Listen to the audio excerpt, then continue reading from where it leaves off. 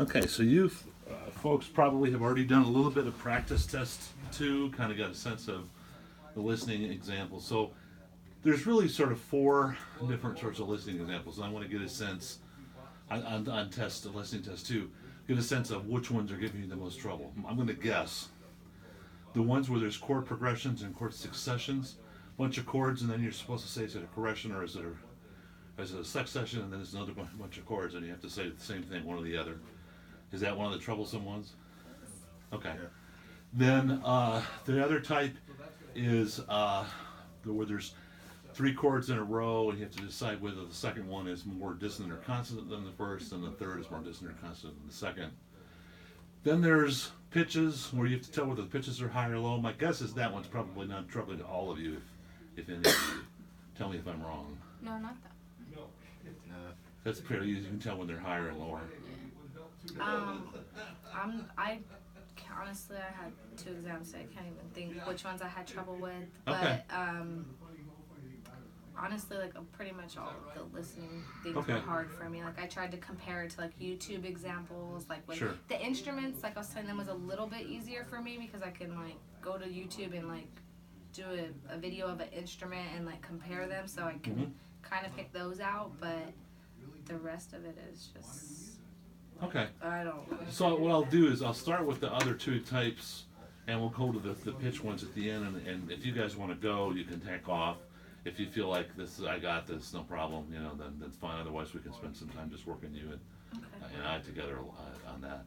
The other type is descriptions of examples, and most of those I think are fairly straightforward. I talk about the speed of the dynamic, or the loudness of the tempo, things like that don't make sense. In other words, you're describing something that's an aspect of the music that's not tempo, or it's not rhythm, or does that make sense? Yeah. Are those trouble giving you any trouble at all, or?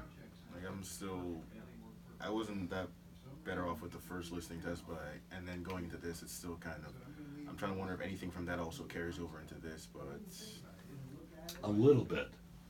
alright. Not a lot. Although those questions, the descriptive ones, do talk about tempo and dynamic to some extent, and those are things that are really from the concepts you hopefully mastered in the first unit that are being applied to music in the second in a more descriptive way.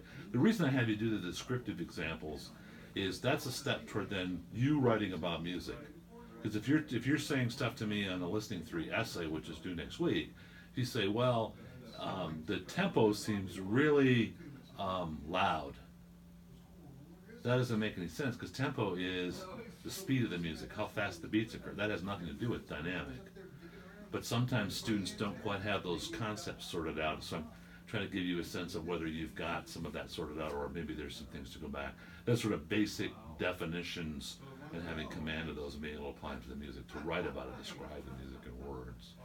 So that's the point of the descriptive examples that are on that listening test too. I think that's maybe where I'm struggling is All like right. I can go and I look up the definitions and I have them all written down, but like Okay. actually applying them to how they sound in the music. Like I know for the first unit, like meter, I really like didn't understand. Like Did I you know guys it by was chance like get a chance to look at the video session I did with some of the... I did. Yeah. Was I that seen helpful? it a Yes. little bit, but it's easier to tell after you say, okay, it's this one. But like before, it's like I don't know. Like I Yeah. try to tap and it just doesn't come. It doesn't come through. Yeah. Okay.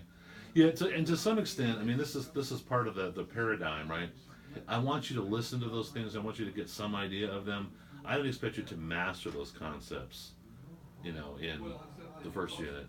I hope you'll understand it better in the second, and even better after you write about them in the third. Maybe even better when you write about them in the concert essay, and then finally when you take the final exam, a lot of that stuff will sort of just by repetition will have sunk in. But also too, on the essays you have a chance to write about what catches your ear, and it may not be that it may be that rhythm or meter aren't that terribly important. And so that kind of is a little up to you to decide what to write about. Write about what you feel comfortable writing about and describing them. Those questions come back on the final, and worst case scenario, you can sort of just bludgeon your way to the right answer, right? You've answered it twice before wrong, it's down to 2, and you're sure it's not one of them, so it's got to be what's left. And that's okay. That's part of the learning experience is struggling with those questions and really listening to the examples and trying to apply different stuff, and sometimes getting the answer at the end, but process of elimination, at least you got there, and you hopefully learned a lot in the process, even if you're not necessarily now suddenly an expert. Does that make sense? Yeah. Yeah, okay. Let me stop this and start it up again with a different, with